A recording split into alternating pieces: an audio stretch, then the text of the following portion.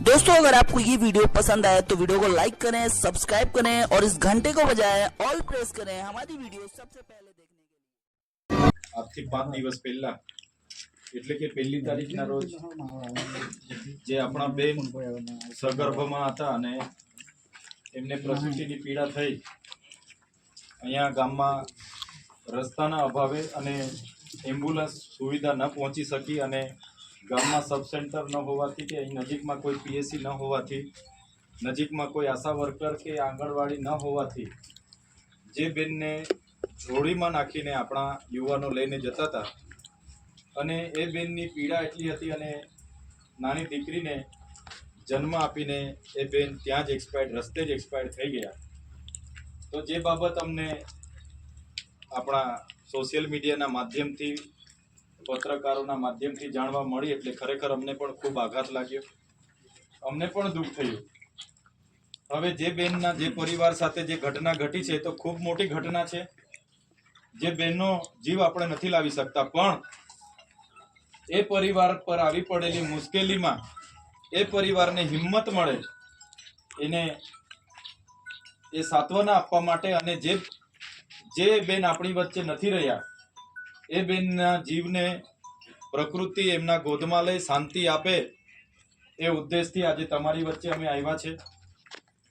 સાથે મને તમારે બધાને મળવાનો જે અવસર મળ્યો ત્યારે ખરેખર તમે બધા જે આજે અમારી સાથે આવ્યા તો એ બાબતનો પણ ખરેખર એકતા જોઈને પણ થોડી મને સારું લાગ્યું. કેમ કે મિત્રો આજે આ ધરતી પર આજેથી આપણે નથી.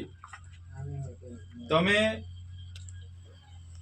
જોઈ લેજો, અનાદિકાળથી આપણે છે. આપણો ઇતિહાસ કોઈ પાઠ્ય પુસ્તકોમાં નથી, પણ આદિવાસી આદિ અનાદિકાળથી વસનારો આદિવાસી છે.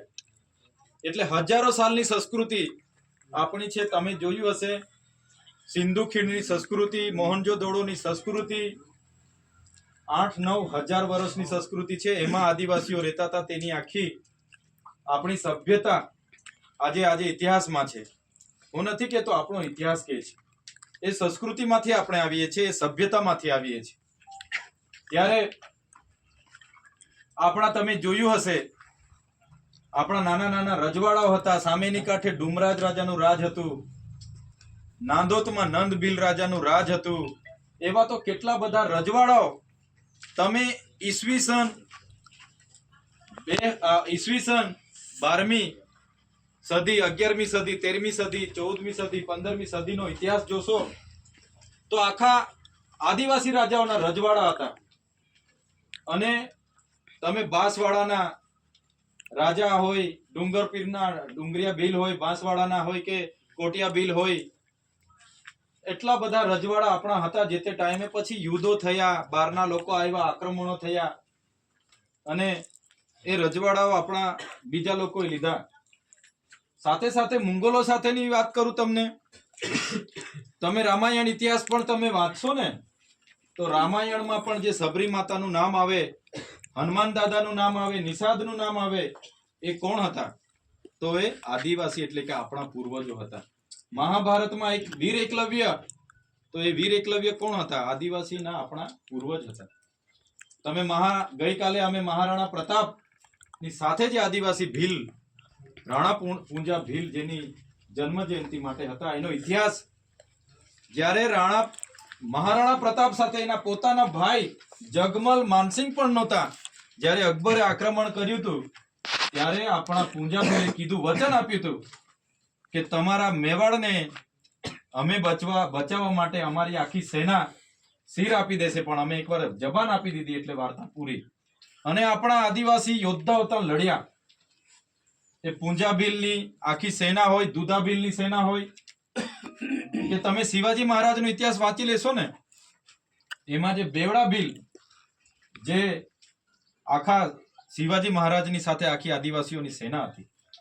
તમે સોમનાથમાં જ્યારે મોહમ્મદ બેગડાએ આક્રમણ કર્યું ત્યાં પણ આપણા ભીલ સૈનિકો એની સામે એમને અંદર નથી ઘૂસવા દીધા. સિકંદરનું જ્યારે આક્રમણ થયું, એમના જે સેનાપતિ અરવલ્લીઓ સુધી આવીને અરવલ્લી આદિવાસી વિસ્તારમાં એમને ઘૂસવા નથી દીધા. કહેવાનો મતલબ એક ગૌરવશાળી ઇતિહાસમાંથી આપણે આવીએ છીએ. એટલું જ નથી, દેશની આઝાદીમાં તાટ્યા મામા ભીલ હોય, ખાજ્યા નાયક હોય, પૂંજા ભીલ હોય કે બિરસા મુંડા હોય કે ગુરુ ગોવિંદસિંહ, એમના ઇતિહાસ જોઈ લેજો. ગુરુ ગોવિંદસિંહે માનગઢના આવા પર્વત પર મીટિંગ બોલાવી હતી કે આદિવાસીઓનું આપણે સ્વતંત્ર રાજ માંગી લઈએ અંગ્રેજો પાસેથી. અંગ્રેજોએ 1913માં 17મી જુલાઈના રોજ ત્યાં ચોફેરથી ગોળીબાર કર્યો ને 1500 થી વધારે આપણા આદિવાસી યોદ્ધાઓ ત્યાં મરી ગયેલા. આજે એનો ઇતિહાસમાં કોઈ એ નથી. ત્યારે અંગ્રેજો સામેની લડાઈ હોય કે દેશના વિકાસની વાત હોય, આપણે નર્મદાથી તમે મારા કરતા વધારે અનુભવી અહીંયા વડીલો બેઠા છે.